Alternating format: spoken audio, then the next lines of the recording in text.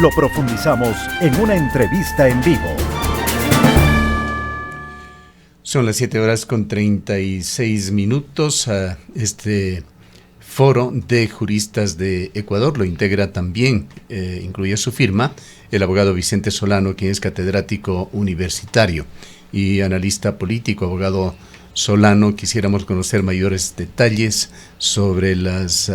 lecturas, interpretaciones que se ha dado por parte de este importante, destacado grupo de juristas. Pues hay muchos nombres conocidos, incluido el suyo, en este comunicado que se ha hecho público para conocimiento de los ecuatorianos en general y particularmente de los estamentos de gobierno que vienen tomando una serie de polémicas, muy polémicas decisiones. Bienvenido. Muy buenos días, querido Gustavo. Muchísimas gracias por la invitación y obviamente también saludando a todos quienes nos ven y nos escuchan por Antena 1. Buenos días, querida Rosana, también. Les agradezco mucho. En realidad, me parece que esta iniciativa, que ha nacido de varios queridos compañeros, amigos docentes y expertos, sobre todo en derecho constitucional, en derecho electoral, de reconocida trascendencia académica y profesional, pues ha sido justamente por la situación que avisorábamos en las semanas o días anteriores, en las cuales se podía generar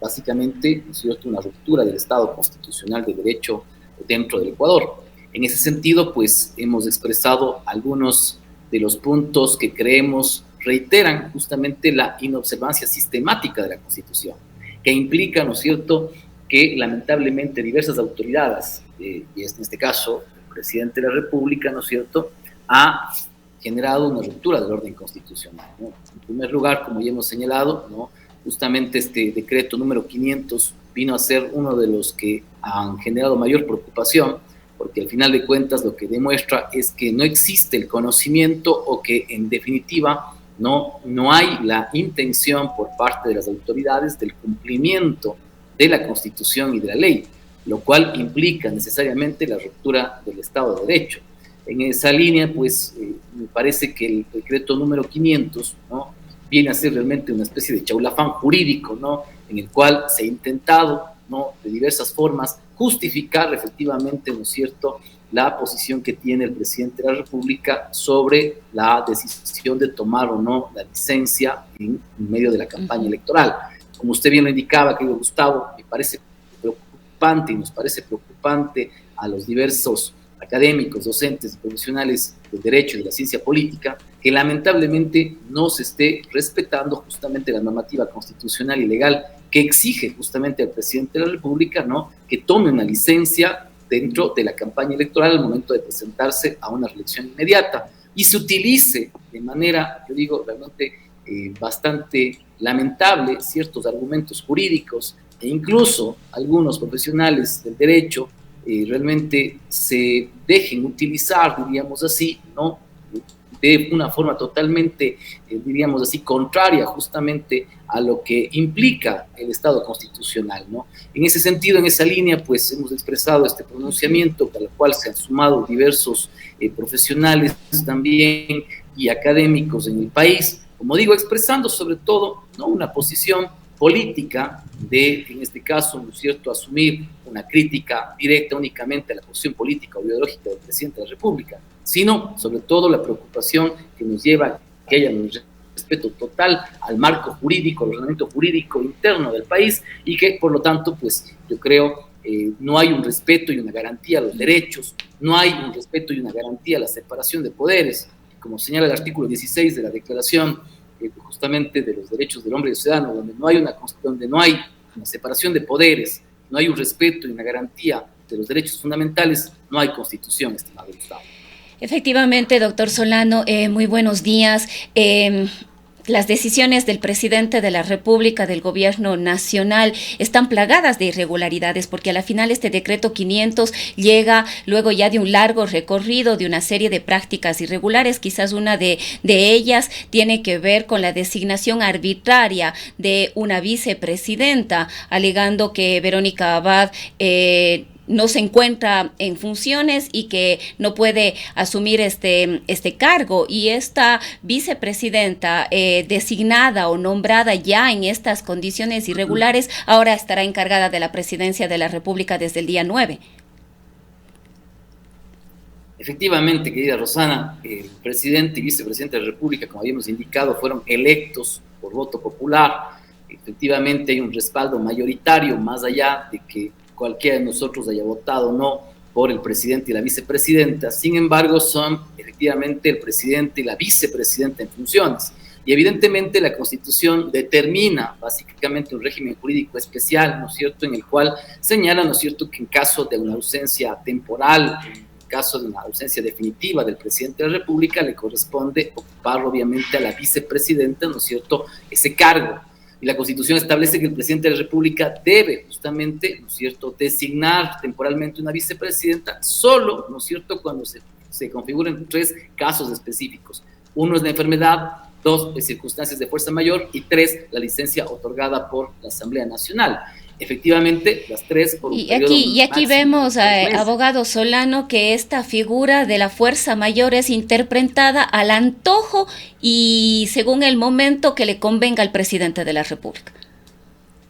Sí, efectivamente, fuera de estas 3, ¿no es cierto?, causales, no hay ninguna más que exige la Constitución. Pero claro, la fuerza mayor, ¿no es cierto?, evidentemente lo que señala el Código Civil en el artículo 30 justamente, ¿no es cierto?, explica que la fuerza mayor tiene que ver, ¿no es cierto?, con algo que es inevitable, algo que es imprevisible, algo que es ajeno a la voluntad, ¿no es cierto?, de la persona efectivamente que justifique la fuerza mayor. Y en este caso, pues evidentemente la campaña electoral, porque básicamente lo que podemos ver ya en los hechos es que el presidente de la República ha pedido la licencia justamente por fuerza mayor, es por la campaña electoral, por realizar campaña electoral, y evidentemente eso no es ajeno, no es imprevisible, y está ajeno obviamente, ¿no es cierto?, a la voluntad del presidente de la República. Por lo tanto, no puede ser, ¿no es cierto?, o digamos así, no se configura en sí la fuerza mayor, y por lo tanto, pues evidentemente no está dentro de las 3 causales y de los 3 casos específicos que la Constitución establece, ¿no es cierto?, para la posibilidad, ¿no es cierto?, de que se pueda justamente hablar de una ausencia temporal del presidente de la República.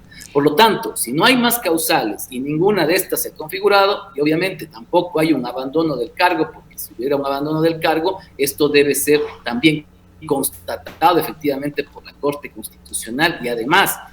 debe ser declarado por la propia Asamblea Nacional, pues el presidente de la República no puede designar mediante cualquier tipo de decreto ejecutivo a una nueva vicepresidenta, sino efectivamente tiene que asumirlo la vicepresidenta en funciones, que es en este caso, ¿no es cierto?, la señora Aquí yo tengo Paz. una duda,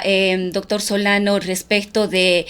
a quién le corresponde. Es decir, ¿puede el presidente tomar una decisión así, por ejemplo, determinar qué fue o qué no fue fuerza mayor, o le corresponde a la Corte Constitucional? ¿O en qué casos puede hacerlo el presidente y en qué casos le corresponde a la Corte?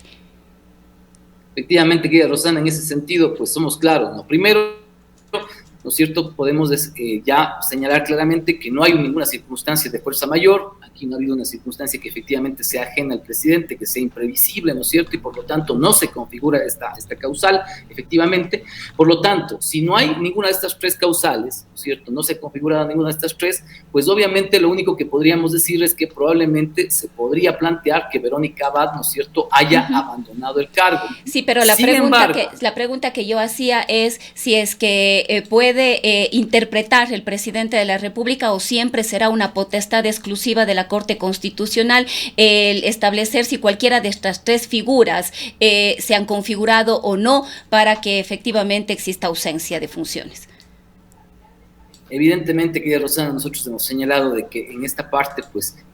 la Corte Constitucional tiene justamente, no solamente la Corte Constitucional, hay que ser claros en ello, sino diversos, en este caso, órganos, como el propio Consejo Nacional Electoral, por ejemplo, ¿no es cierto?, tienen la obligación justamente de responder frente a estas interpretaciones que son antojadizas. En este caso, yo diría específicamente la Corte Constitucional, pero además, obviamente, ¿no es cierto?, en el caso que habíamos señalado justamente de que se pueda establecer que efectivamente la doctora Verónica Abad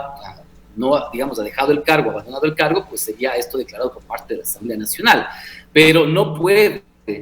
efectivamente, y estoy claro en eso, el presidente de la República entonces hacer una interpretación totalmente inadecuada, antojadiza, y designar, pues obviamente, a una nueva vicepresidenta. En eso estamos claros. En ese sentido, pues como decíamos, nos preocupa muchísimo porque eso implica de que el presidente de la República está haciendo tabla rasa la Constitución y efectivamente la ley. Doctor Solano, esta serie de decisiones que va tomando el gobierno, en algunos casos con interpretaciones que podrían ser calificadas como sofistas o antojadizas de la Constitución, del Código de la democracia, ¿qué consecuencias pueden traer en el largo plazo, sobre todo, o en el mediano plazo? Pues se ve que en el corto plazo el Ecuador no está interpretando correctamente lo que está sucediendo. Hay tolerancia, es un tema que prácticamente en la gran mayoría de medios de comunicación está en segundo plano. ¿Qué podría pasar eventualmente a futuro ante demandas ante la Corte Constitucional, ante la elección de una asamblea en la cual el presidente, si es que logra su objetivo de ser reelegido, tenga que enfrentar probablemente a una asamblea con una composición que no sea oficialista? ¿Puede la justicia ordinaria eventualmente también llegar a conocer estos temas, más allá del desprestigio internacional que este manejo tan ligero de un sistema democrático está dando pábulo a una serie de polémicas y de interpretaciones?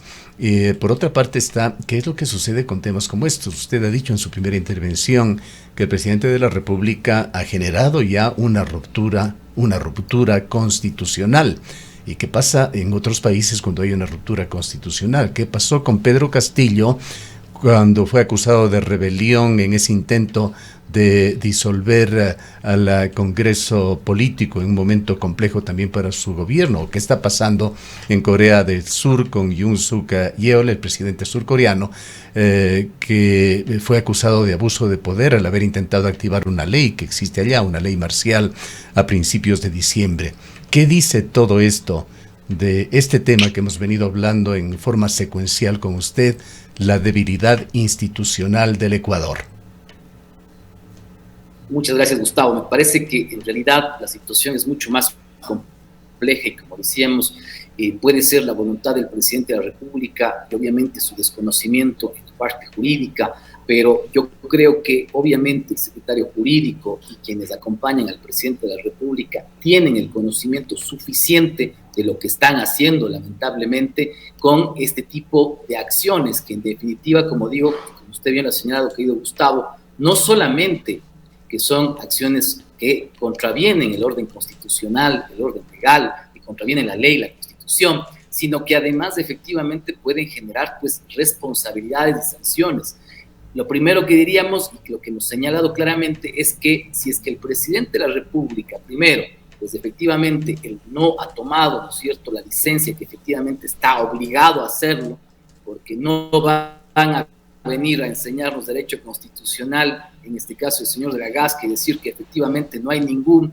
profesor de derecho constitucional que efectivamente le pueda debatir. Pues le decimos al señor de la Gasca que sí, efectivamente aquí estamos para debatirle y con argumentos. Lamentablemente estas sentencias interpretativas, como digo, han sido utilizadas como una especie de chaulafán jurídico, ¿no?, para tratar de justificar esto. Sin embargo, más allá de eso, efectivamente, si el Consejo Nacional Electoral y el Tribunal Contencioso Electoral actúan frente a las denuncias que ya se están presentando, efectivamente, la posibilidad, ¿no es cierto?, que tiene el presidente de ser sancionado es efectivamente lo más probable.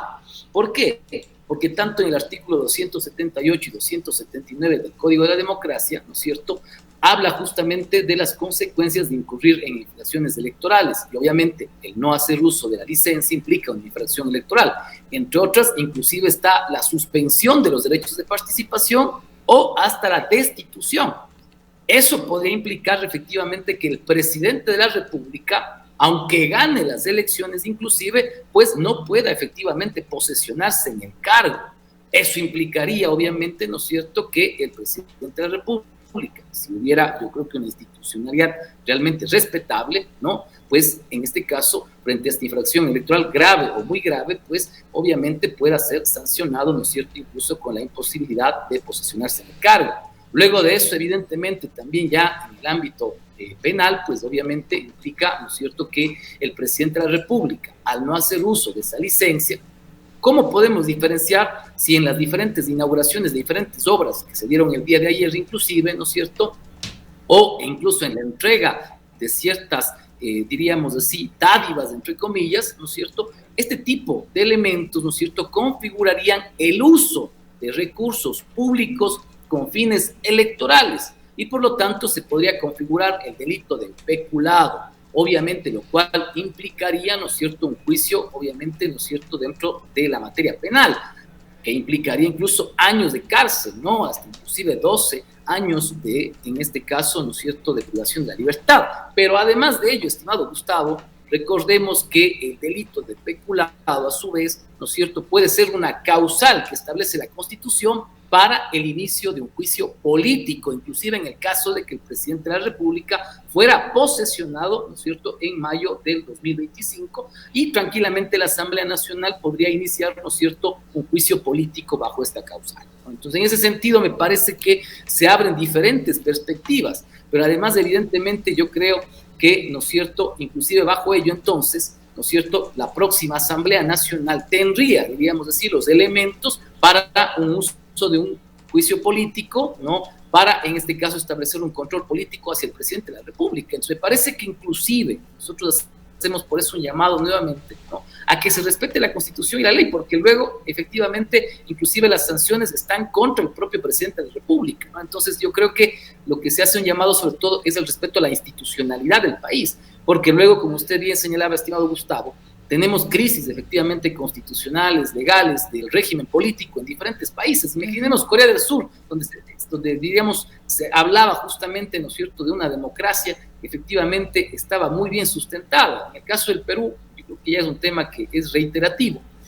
pero yo creo que justamente, lamentablemente, el presidente de la República está cometiendo errores, ¿no?, que pueden efectivamente incluso luego complicarle en el ejercicio propiamente de sus funciones. Lo que sí, yo haría un llamado nuevamente es al Consejo Nacional Electoral, al Tribunal Contencioso Electoral, a la Contraloría General del Estado, efectivamente ya a la Corte Constitucional, en el sentido de que cada una de ellas tiene sus competencias, tiene sus atribuciones. Ahora, doctor Solano, la pregunta es, para que actúe cualquiera de estas entidades, ¿se requiere de una denuncia o deberían hacerlo de oficio? En primer lugar, yo creo que el Consejo Nacional Electoral, desde mi perspectiva, por eso lo hemos dejado claro, tiene efectivamente, ¿no es cierto?, la competencia constitucional y legal para, dice, hacer la vigilancia, el control justamente del cumplimiento de la normativa electoral. Y obviamente esta obligatoriedad implicaría que el Consejo Nacional Electoral le diga al presidente de la República y a ciertos asambleístas, ¿no es cierto?, de que tienen que obtener licencia justamente para participar en la campaña. Pero además, si es que no es así, ellos pueden, ¿no es cierto?, presentar denuncias ante el Tribunal Constitucional Electoral justamente sobre infracciones electorales, que las ha presentado, y conocemos los procesos que ha llevado el Consejo Nacional Electoral cuando justamente se generan infracciones electorales, y efectivamente de oficio lo puede hacer con el conocimiento, ¿no es cierto?, que se tiene sobre hechos que efectivamente son públicos, son notorios. Pero el Consejo Nacional Electoral, la función electoral en general, doctor Solano, viene actuando de una forma ambigua que lo recoge incluso el decreto 500 del presidente de la República, que se refiere a un pronunciamiento que lo califica como ambiguo del ente electoral por ese comunicado en el que se instó a los funcionarios a no usar recursos públicos. El CNE ha hecho el cuerpo al lado en varias ocasiones ya cuando se ha intentado tratar este tema. Lo propio la Asamblea, cuando el día de ayer, ya en el cierre de las actividades, de aquí volverá la Asamblea el 22, el Partido Social Cristiano trató de cambiar la agenda legislativa para tratar este tema. Nos está recordando realmente esa situación que se daba cuando Rafael Correa, hay un vídeo que es clásico por haber sido visto tantas veces, en el cual el presidente de la República hablaba sobre la rectoría que está por todo lado en la Constitución de Montecristi, que según su interpretación convertía al jefe de Estado en jefe de todas las funciones del Estado, usted lo recordará. Quisiera preguntarle concretamente, doctor Solano, ¿hay sofismas en las interpretaciones que divulga José de la Gasca, el ministro de Gobierno? Y como usted señalaba ya, ¿no es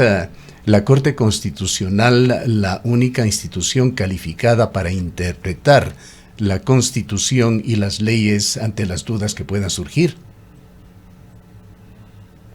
En efecto, querido Gustavo, y eso me parece importante, ¿no? Yo creo que hay diversos órganos,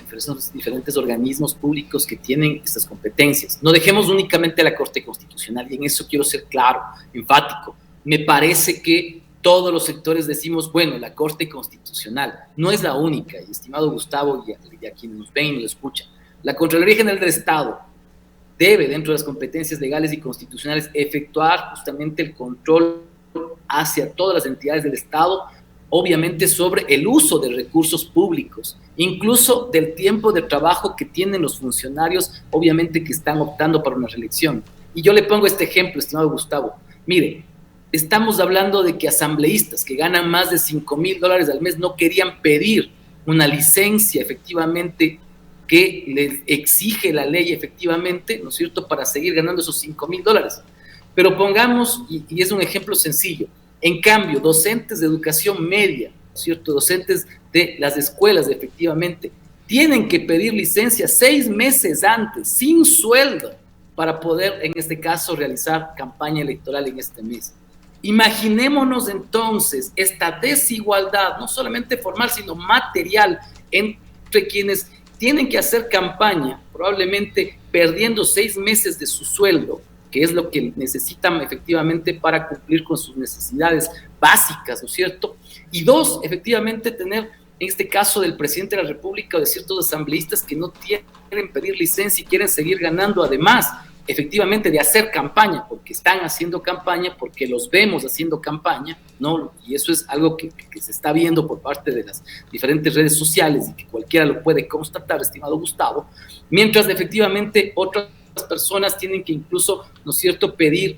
una licencia sin sueldo efectivamente para poder hacer campaña electoral. Entonces imaginémonos esta distancia que existe electoralmente, ¿no es cierto?, entre uno y otro caso. Y por eso la Constitución exige, la ley exige efectivamente que se pueda garantizar este tipo de, ¿no es cierto?, obligaciones a los funcionarios públicos. El Consejo de Participación Ciudadana, estimado Gustavo, ¿qué están haciendo efectivamente, por ejemplo, para generar vedurías, para que se cumpla la normativa electoral?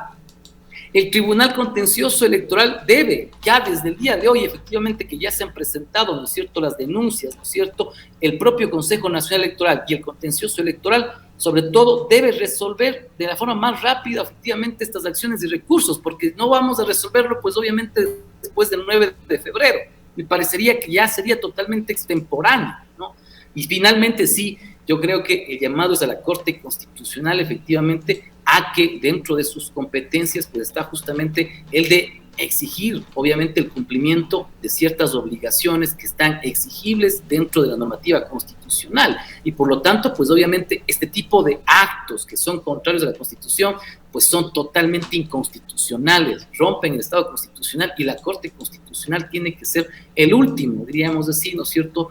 esa especie de guardián efectivamente de la Constitución que le permita mantener los límites justamente para que cualquiera de los poderes, y en este caso obviamente la función ejecutiva, cumpla con esa normativa constitucional. Sin embargo, hay que estar atentos, ¿no? Lamentablemente me parece que se puede plantear una posibilidad de que, claro, la Corte Constitucional se enfrenta con un gran poder como es obviamente el Poder Ejecutivo, y hay que respaldarlo. ¿Por qué? Porque en el sentido de la institucionalidad, la Corte Constitucional es probablemente, como digo, el último atisbo de institucionalidad. Pero también entendamos que la función ejecutiva puede, ¿no es cierto?, querer inclusive eliminar la Corte Constitucional. ¿Para qué se está llamando a una nueva Asamblea Constituyente? Probablemente para eliminar a esta Corte Constitucional que ha sido la única que a varios presidentes y a diferentes organismos públicos, entidades estatales, sí les ha puesto un freno. Y es la preocupación que tenemos, que efectivamente, ¿no es cierto?, se quiera cambiar la Constitución para, por ejemplo, eliminar la Corte Constitucional. Y ahí sí, realmente, pues tenemos la posibilidad de que el Estado ecuatoriano, pues evidentemente, ya no tenga nada, ¿no es cierto?, de un Estado de derecho. Doctor Solano, una pregunta importante es quién es o quién será presidente de Ecuador desde mañana a las 17 horas, cuando entre en vigencia ese decreto 500. ¿Está Cynthia Gelibert calificada? ¿Tiene legitimidad democrática para ser designada como presidenta de Ecuador. Puede hacerlo, por otra parte, el presidente Noboa con su exclusiva decisión, pasándose por encima de la Asamblea. Y quizás valdría la pena añadir, doctor Solano, a esta inquietud que hace Gustavo, que si en este caso Gelibert podría también enfrentar consecuencias de algún tipo. Efectivamente, pues, estimada Rosana, estimado Gustavo, me parece que, como ya hemos indicado, hay una especie de cadena, ¿no es cierto? Eso básicamente implica una observancia sistemática de la Constitución. Entonces, cada acto, efectivamente, que aunque se presume legítimo y legal, efectivamente, muchos de estos actos administrativos, efectivamente, carecen de, ¿no es cierto?, constitucionalidad. Y evidentemente, pues, bajo eso yo diría que el presidente de la República, pues, no puede, pues, evidentemente, ¿no es cierto?, mediante un decreto ejecutivo, establecer a una nueva vicepresidenta. En eso estamos claros. Y por eso señalamos de que, obviamente, lo que ha pasado desde el día 5, con este decreto 500, ¿no es cierto?, es el inicio de una, digamos así, cadena de violaciones a la Constitución y a la ley. Primero, el presidente de la República no ha justificado efectivamente la fuerza mayor, no existen más causales, no hay, obviamente, no se ha configurado ninguna de estas causales, evidentemente no hay un abandono del cargo por parte de la vicepresidenta Verónica Abad, inclusive, ¿no es cierto?, la propia vicepresidenta, lo hemos dicho, el presidente de la República ha dado a entender de que él no ha aceptado efectivamente las vacaciones de la vicepresidenta Verónica Abad y por lo tanto, más allá de lo que él diga en un decreto ejecutivo, la vicepresidenta en funciones es la doctora Verónica Abad, por lo que efectivamente pues el presidente no puede alegar obviamente una ausencia temporal de la vicepresidenta para designar una nueva vicepresidenta. En ese caso, pues evidentemente, como digo, ya no hay Estado constitucional y todo lo que se esté generando evidentemente de los actos administrativos o en este caso actos normativos, pues no tienen ningún tipo de validez desde nuestra perspectiva, ¿no? Ahora bien, en el sentido de la vicepresidenta, diríamos que entre comillas ha sido designada, ¿no? Lo primero que diría es que obviamente no hay ningún tipo de validez jurídica, por lo tanto, claro, no es vicepresidenta de la República. Evidentemente, eso implicaría incluso que, obviamente, la asunción, diríamos, de ciertos delitos de carácter penal, ¿no? El tema de la relación de funciones, el tema, ¿no es cierto?, de otros elementos que podrían ser graves para la presunta, en este caso, diríamos así, vicepresidenta, que en mi caso, lo señalo claramente, pues no sería vicepresidenta y menos, obviamente, presidenta de la República, en el caso de que se ejecute esta licencia inconstitucional o esta presunta licencia que está presentando el señor presidente de la República. Doctor Solano, no quisiéramos cerrar este diálogo sin referirnos a un quinto punto que es tratado en este comunicado del Foro por la Democracia, en el cual está estampada la firma de aproximadamente unos 30 destacados juristas de Ecuador. El caso de las Malvinas y las disculpas públicas, entre comillas, del ministro de Defensa Giancarlo Lofredo. Efectivamente, estimado Gustavo, y en ese tema lo primero que indicaría es que es lamentable también nuevamente que el señor ministro de Defensa haya expresado en estas disculpas públicas, entre comillas, ¿no es cierto?, este tipo de actos que efectivamente más bien lo que generan es mayor preocupación, estimado Gustavo. ¿Por qué? Porque evidentemente lo que ha dispuesto un juez se lo debe cumplir, ¿no? Y más allá del cumplimiento es obviamente, ¿no es cierto?, señalar con claridad de que aunque uno inclusive puede, ¿no es cierto?, interponer cualquier tipo de recurso, impugnar, apelar cualquier recurso, pues efectivamente eso lo tiene que hacer en el marco del respeto justamente a lo que es obviamente un magistrado, obviamente de la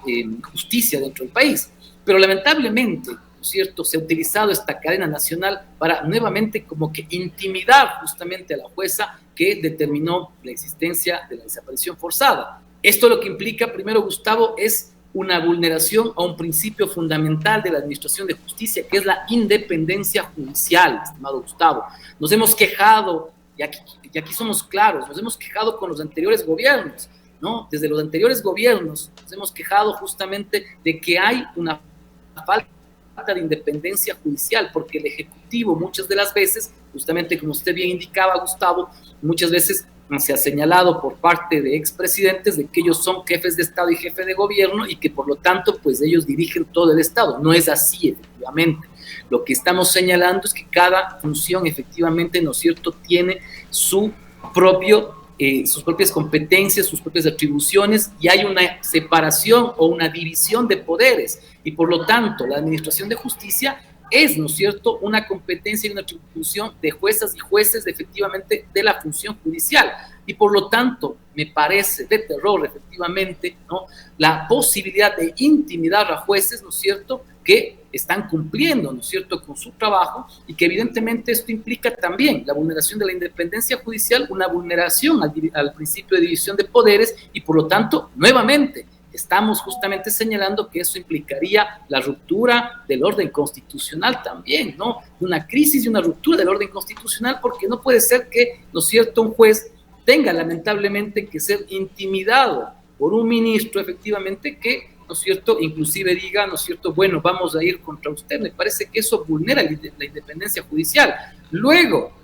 y me parece muy grave, ¿no es cierto?, señalar también que a todos quienes efectivamente podemos asumir justamente un discurso de la defensa de los derechos humanos, ¿no es cierto?, se nos genere también una posibilidad de,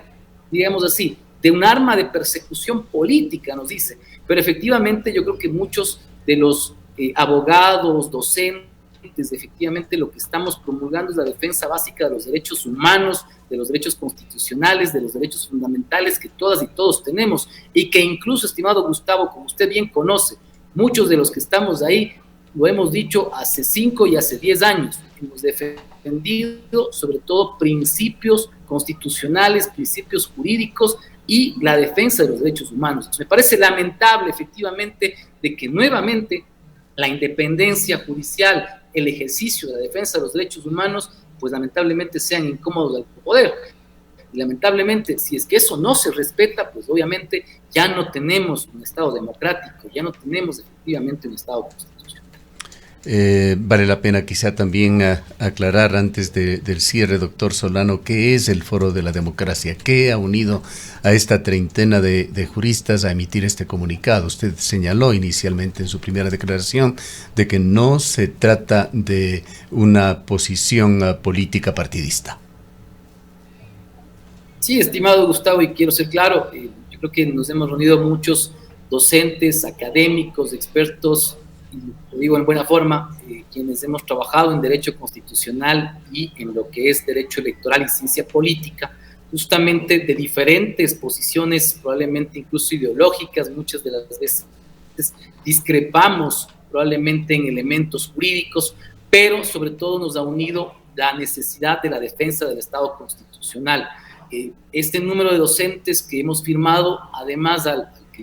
este comunicado que hemos remitido, se han sumado diversos docentes de diferentes universidades, diferentes, en este caso, gremios profesionales, docentes a nivel del país. Ya no somos 30, somos 60, 70, creo ya, que nos hemos sumado justamente a esta declaración, pero que como único objetivo fundamental es justamente garantizar la democracia en el país, es garantizar la vigencia del Estado de Derecho, es obviamente garantizar que se respete la Constitución, que se respeten los tratados internacionales de derechos humanos y que obviamente, sobre todo, como decíamos, lo que buscamos es que las autoridades cumplan fielmente con lo que exige la Constitución, con lo que establece la ley y obviamente que se actúe, digamos así, ya desde un ámbito moral con mucha transparencia y con ética, estimado Gustavo. Bien, le agradecemos mucho por su presencia, abogado Solano.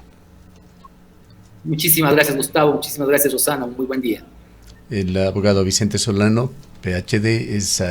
catedrático universitario y en esta ocasión se ha referido a el Foro de la Democracia y el documento que se hizo público el día de ayer, firmado, ahora nos aclara, por más de 70 juristas de Ecuador. Son las 8:10 minutos. Seguridad es confianza.